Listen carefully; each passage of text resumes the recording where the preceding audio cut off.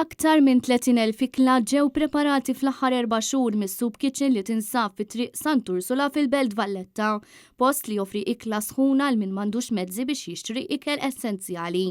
Minn Awwissu sa Diċembru li għadda din is-Soup Kitchen tat l-għajnuna tagħha lil 8600 persuna li 65% minnhom kienu irġiel.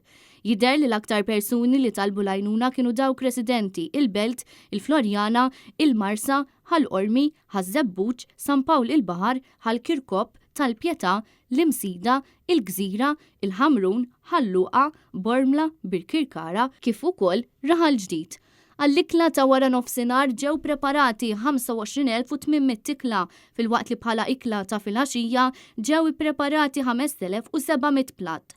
Dan ifisser medja ta' 258 ikla kuljum. Dawn in-numri juru realtà f'pajjiżna li ftit jiskellmu fuqha fejn ta' kuljum għandek mijiet ta' persuni li għandhom nuqqas bażiku ta' ikel. Fis-sqarrija Soup Kitchen qalet li huma jesperjenzaw kuljum miraklu ta' providenza għaliex mingħajr il-volontieri u l-appoġġ ta' diversi nies huma ma jkunux jistgħu jgħinu lil dawk li verament għandhom bżonn. Huma ringrazzjaw lil dawk kollha li qed jagħtu l-għajnuna tagħhom u li qed ikomplu jappoġġjaw lis-Soup Kitchen sabiex ikunu jistgħu jagħtu dinjità lil persuni li jiġu fil-bżonn.